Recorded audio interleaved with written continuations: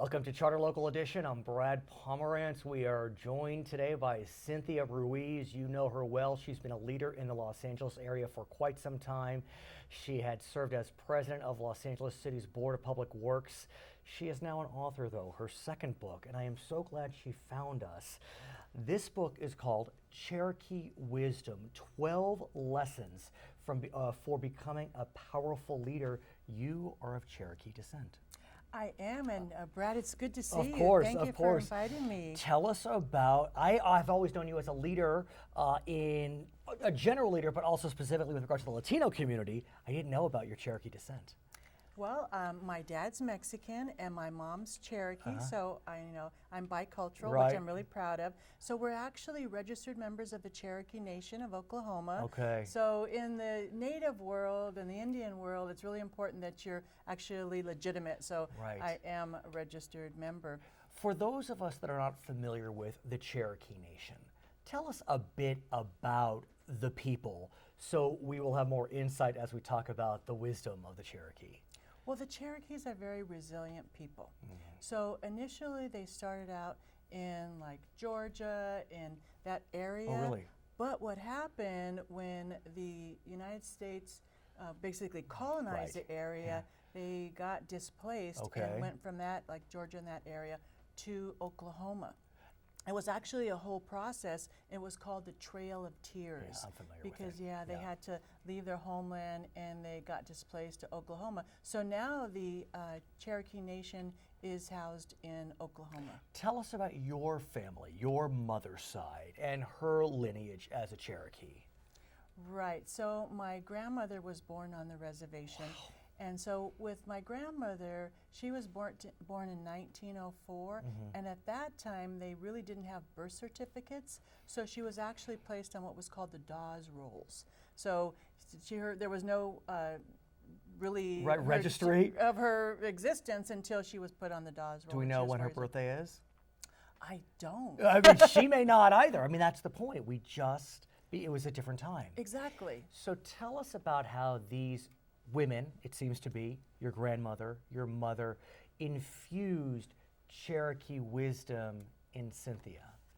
Well, it's interesting because Cherokee Wisdom is so simple, and the book is very simple. It's not complicated. A lot of times we complicate our own lives. No. But No. But it's really having values, and what I share, the 12 lessons for becoming a powerful leader, is basically the Cherokee values, and they're simple stuff like have integrity. Shouldn't we all have integrity? But one thing that a lot of leaders miss is have humility. Be humble. Can I just tell you, to me, one of the most appealing attributes of a leader, or anyone for that matter, is self-deprecation.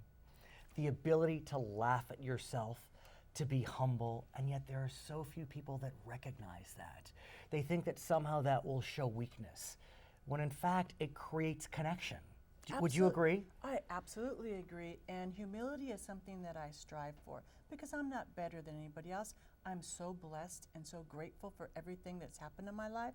I've had a lot of good things, but you have to look at where I started. My mom, we actually started on welfare. Truly. Started on welfare, and through education, I was happy to say that I got my master's degree by the time I was 23. Wow. So having the education and hard work Right. has catapulted me into what people consider as success. But again, I'm humble because I'm not better than anybody else. Tell us more about integrity and how the Cherokee view integrity.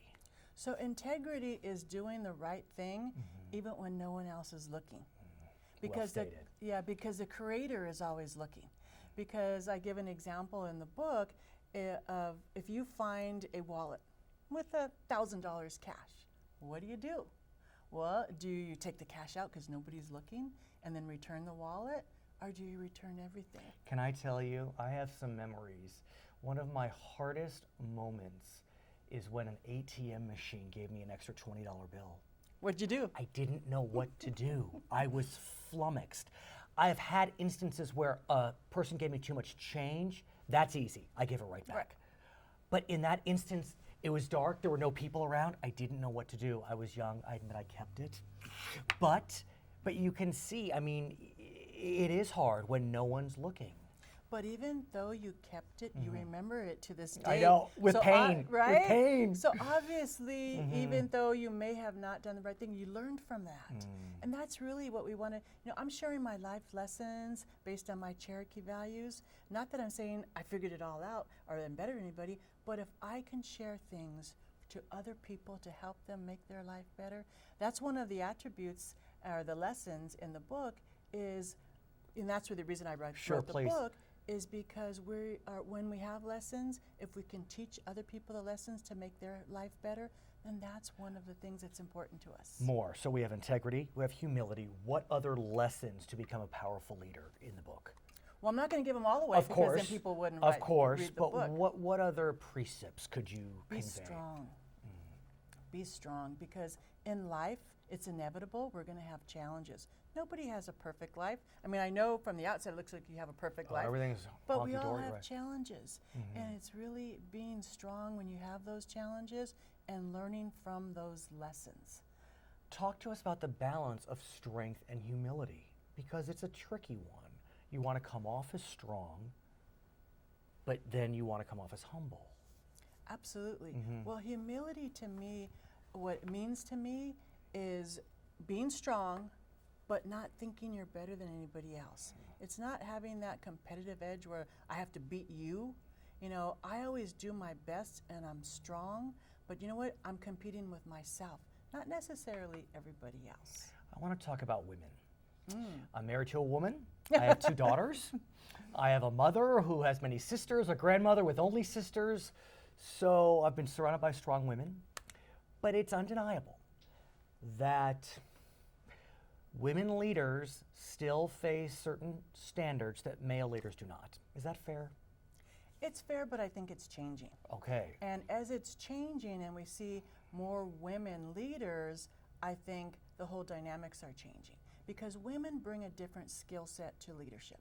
Now, I'm not saying one's better than the other, but let's face it, men and women are different. And that's okay. So as women leaders rise, we bring compassion to the job. We bring sensitivity, and we also bring a thought of the greater good of the whole group, whether we're leading a small group or a country someday. Right, someday, you never know. We'll see, it could happen. We bring different skills. And so through your book, how can women learn to become better leaders? Well, a few years ago when I was leading 5,000 people, I developed, Board of Public Works. I developed what I called value-driven leadership. Because when you're making those tough decisions, and as a leader you have to make the tough decisions, I realize that based on value-driven leadership, if I use my core values, I'll never make a bad decision for me. Now, it doesn't mean that I'm going to make everybody happy, because not everybody's going to be happy with some of the decisions, but I could sleep at night and know that I looked at it, I evaluated it, based on my values, made a decision, and I made the best decision for me. When I think about the Cherokee, I think about spirituality, a people with a sense of a greater power, not necessarily in the way we see it in the Judeo-Christian ethic. How does spirituality play into this? It absolutely plays into it. And the spirituality, I like to say that I get my passion for life and love for music for being Latina, but I get my spirituality and my environmentalism from my native roots, because we are taught to worship Mother Earth and the planet and the environment. And so to me, it's just who I am as a person, and my spirituality is with me all the time because I believe in the Creator, and the Creator guides me. I am so glad you wrote this book. I can't wait to finish it. I flipped through it. Her name is Cynthia Ruiz. She is the author of this book, Cherokee Wisdom, 12 Lessons for Becoming a Powerful Leader. My name is Brad Pomerance. You're joining us on Charter Local Edition.